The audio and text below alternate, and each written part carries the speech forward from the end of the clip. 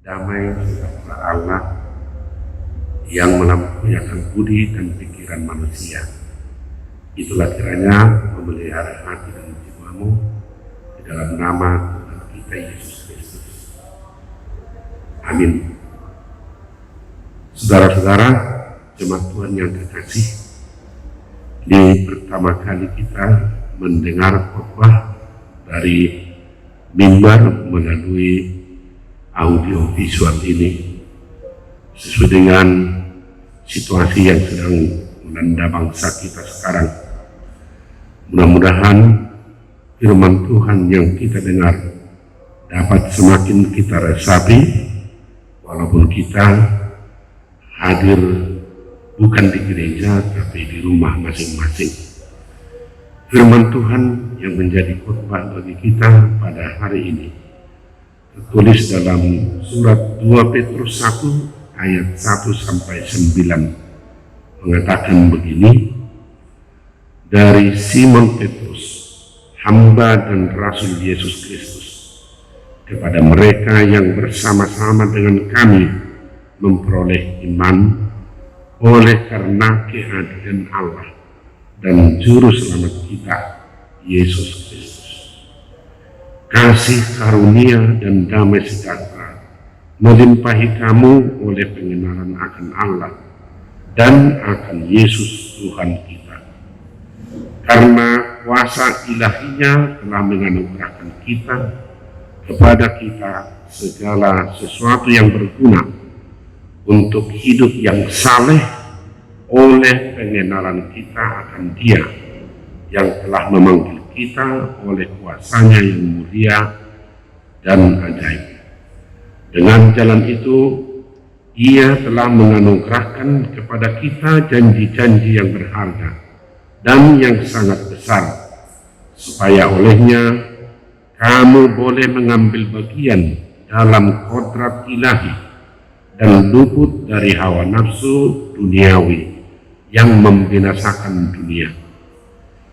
Justru karena itu, kamu harus dengan sungguh-sungguh berusaha untuk menambahkan kepada imanmu kebajikan, dan kepada kebajikan pengetahuan, dan kepada pengetahuan penguasaan diri, kepada penguasaan diri ketekunan, dan kepada ketekunan kesalehan, dan kepada kesalehan kasih akan saudara-saudara, dan kepada kasih akan saudara-saudara kasih akan semua orang. Sebab apabila semuanya itu ada padamu dengan berlimpah-limpah, kamu akan dibuatnya menjadi giat dan berhasil dalam pengenalanmu akan Yesus Kristus Tuhan kita. Tetapi barang siapa tidak memiliki semuanya itu, ia menjadi buta dan picik karena ia lupa bahwa dosa-dosanya yang dahulu telah dihapuskan. Amin. Demikian firman Tuhan. Bapak, Ibu, saudara-saudara sekalian, jemaat Tuhan yang terkasih, semoga Tuhan memberkati firman-Nya ini menjadi panduan bagi kita, bagi setiap orang dalam menghadapi berbagai macam situasi yang membahayakan. Bapak, Ibu, saudara-saudara sekalian, kita diharapkan agar berhasil sama seperti yang dikatakan di ayat 8, dan berbuah berlimpah-limpah. Sebagai orang Kristen, kita seperti tumbuhan, kita diinginkan untuk berbuah berlimpah-limpah. Tetapi apakah semua orang Kristen bisa berhasil di dalam kehidupan kekristenannya? Dalam Alkitab kita melihat ada orang-orang yang tadinya aktif dalam pelayanan di gereja, tapi akhirnya mereka gagal. Mengapa ada yang gagal? Yang saya pelajari dari contoh-contoh dalam Alkitab, yaitu ada yang seperti Demas, lebih mencintai dunia ini. Tadinya Demas adalah orang yang aktif ikut melayani bersama-sama dengan Rasul Paulus, tapi akhirnya dia menganggap bahwa pelayanan itu tidak berguna, bahwa apa yang dikerjakannya sebagai umat Tuhan tidak berguna, dan dia mulai mengarahkan perhatiannya kepada hal-hal dunia ini. Makanya Paulus mengatakan Demas lebih mencintai dunia ini.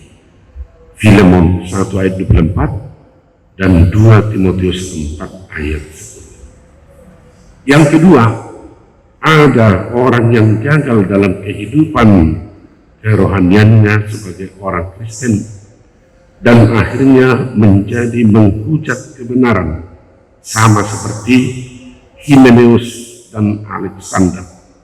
1 Timotius 1 ayat 19 sampai 20. Orang-orang seperti ini kemungkinan besar tadinya mengharapkan bahwa dengan menjadi orang Kristen, hidupnya pasti orang yang berbahagia. Tetapi kenyataannya, apa yang mereka hadapi dalam pelayanan hidupnya, dia menemukan bahwa menjadi orang Kristen itu adalah menjadi orang yang rela harus teraniaya, terpinggirkan, dicibirkan. Makanya Himeneus dan Alexander akhirnya beralih menghujat kebenaran. Bapak Ibu, saudara-saudara sekalian, pada waktu Petrus menggembalakan jemaat yang 12 suku di perantauan, umat Israel juga sedang menghadapi banyak ancaman penganiayaan. Sama seperti kita pada saat ini yang diliputi oleh rasa takut akan bahaya, penyakit, ancaman dari orang sekitar. Kira-kira demikianlah mereka menghadapi situasi pada saat itu. Untuk Rasul Petrus mencoba memberitahukan kepada kita bagaimana supaya kita ini tidak menjadi orang Kristen yang gagal. Dari nats yang kita pelajari tadi, ada 3 hal yang harus kita ikuti dari dia. Pertama, sebagai murid Tuhan, sebagai orang percaya, di dalam ayat 4 tadi dikatakan, jadilah jadi partaker atau turut ambil bagian dalam kodrat ilahi.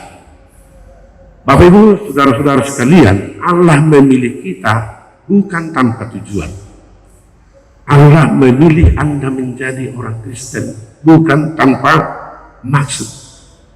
Tujuannya adalah supaya kita menjadi partaker, orang yang ikut ambil bagian dalam kodrat ilahi. Bagaimana supaya kita hidup di dunia ini, tapi sifat kita, perilaku kita, kehidupan kita sama seperti kehidupan dan sikap kita menghadapi banyak tantangan harus meniru sikap Kristus. Kenapa? Saya coba baca dalam Roma 8 ayat 29. Dikatakan di sana begini. Sebab semua orang yang dipilihnya dari semula, mereka juga ditentukannya dari semula untuk menjadi serupa dengan gambaran anaknya, supaya ia, anaknya itu, menjadi yang sulung di antara banyak saudara-saudara. Tuhan memilih kita menjadi orang Kristen dengan tujuan supaya kita menjadi serupa dengan gambaran anaknya. Jadi kalau kita menjadi orang Kristen, mengaku-ngaku pengikut Kristus, tapi kehidupan kita jauh dari kehidupan Kristus, saya pikir sia-sia Tuhan memilih kita. Kalau kita tidak berusaha agar menjadi lain dari dunia ini, tapi semakin mendekat dengan Kristus. Kalau kita tidak berusaha dengan itu, sia-sia Tuhan memilih kita. Makanya dalam Roma 12 ayat 1 dan 2, Paulus juga mengatakan, jangan menjadi serupa dengan dunia ini, tapi ikutilah kodrat Kristus. Kadang dalam kehidupan sehari-hari kita tidak bisa membedakan mana orang yang keluar dari gereja atau keluar dari mall atau keluar dari nightclub. Kenapa? Lihat saja, pakaiannya sama, gaya bicaranya sama, tidak ada beda dengan dunia ini. Saya pernah terkecoh ketika saya melayani satu pulau tertentu di Kepulauan Riau. Ada anak-anak Naposo Bulung atau remaja satu angkot dengan saya setelah hari Minggu setelah saya melayani. Saya terdiam karena saya tidak mengenal. Tapi ketika saya mau turun, mereka bilang, ternyata pendeta kita itu jadi sombong. Masa kita sudah satu angkot dengan dia, beliau tidak mau menyapa kita. Saya bilang, maaf, saya tidak tahu apakah kalian anak-anak Naposo Bulung dari gereja atau anak-anak dari nightclub. Kebetulan gereja HKBP di sana berhadapan dengan nightclub. Kenapa saya terkecoh? Ya, gaya caranya sama, pakaiannya juga sama. Sebagai orang Kristen, saya tidak melihat perilaku yang menggambarkan kehidupan Kristiani. Firman Tuhan mengatakan kita, satu usaha kita, yang pertama sebagai orang Kristen, kita berusaha untuk menjadi satu kodrat atau ambil bagian dalam kodrat ilahi Kristus. Yesus adalah contoh atau patron bagi kita menghadapi dan menjalani hidup ini.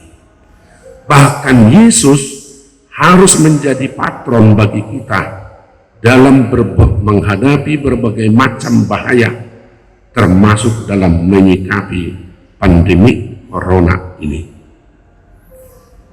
Saya sebagai pendeta tidak berani menutup gereja. Memang saya menyarankan kita beribadah di rumah kita masing-masing.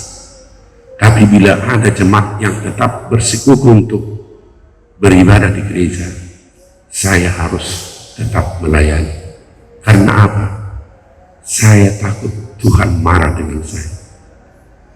Masa hanya dengan penyakit seperti ini kamu langsung takut melayani hamba-hamba? Itu pertanggungjawaban. Bahaya apapun, kalau masalah iman harus dikedepankan.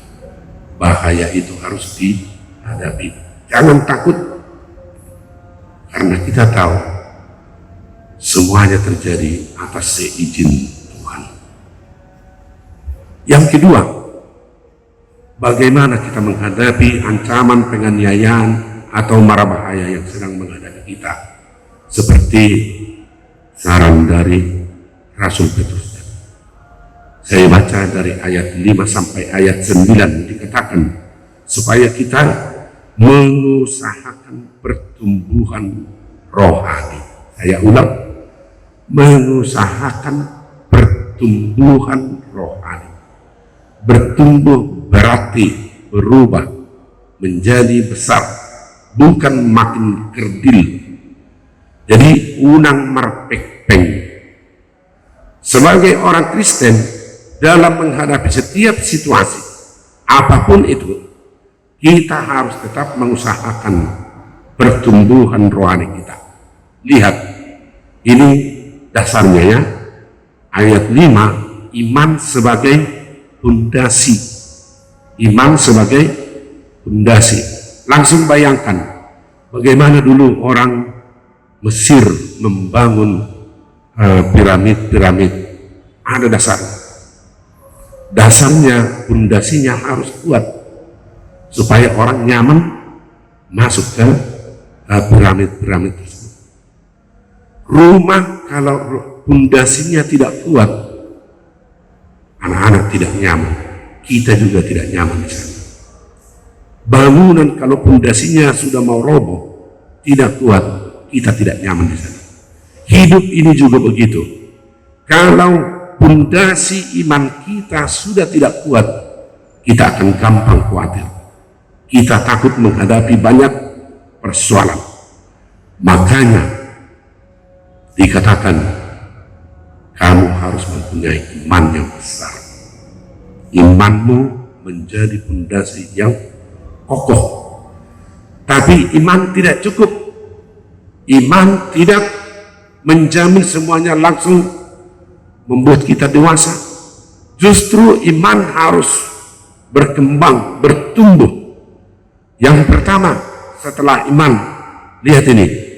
Jadi ada pondasi, ditambahkan bangunan yang lain, ditambahkan lagi. Begitu kira-kira. Kalau pondasinya adalah iman, batu yang kedua adalah kebajikan. Tandanya orang yang beriman adalah memiliki kebajikan. Kebaikan dalam kehidupan apapun. Setelah itu, setelah kebajikan, ada pengetahuan. Mengetahui yang benar. Ingat, Tuhan pernah marah kepada umat Israel. Umatku hancur, hilang, tersesat karena tidak mengetahui kebenaran. Ada banyak orang yang datang ke gereja, tapi sebenarnya dia tidak punya pengetahuan tentang kebenaran. Apa yang benar sama saja. Yang lebih penting bagi dia, yang berguna, yang menguntungkan. Tidak persoalan apakah itu masih di track yang benar atau tidak. Jadi kenapa demikian? Karena dia tidak memiliki pengetahuan. Ada banyak orang Kristen yang datang ke gereja tapi tidak mengetahui apa yang dia ikuti. Dia tidak mengetahui kenapa dia mesti mengikuti Yesus. Dia tidak bisa mengetahui apa beda pengikut Kristus dan non-Kristus. Setelah pengetahuan lengkap, kita dituntut untuk tahap yang keempat, yaitu penguasaan diri. Orang Kristen yang pondasi imannya kuat, yang sudah memiliki kebajikan dan sudah memiliki pengetahuan, wajib harus mampu menguasai diri. Menguasai diri, mengontrol hidupnya, mengontrol pikirannya, mengontrol keinginannya. Ada orang yang tidak mampu mengontrol keinginannya, akhirnya itu yang membuat dia hanyut dalam kehidupan dunia ini. Seperti yang dikatakan di nas kita ini, ayat 10. Seterusnya, setelah penguasaan diri, di bagian yang kedua ini, ada ketekunan. Seorang petani yang merawat tanamannya yang sudah mulai tumbuh, dia harus tetap tekun untuk merawatnya, tidak langsung ada hasil. Seorang yang berusaha untuk mengembangkan imannya wajib harus tekun dalam ibadahnya, tekun dalam doanya, tekun dalam pujiannya. Kita tidak boleh menjadi lengah.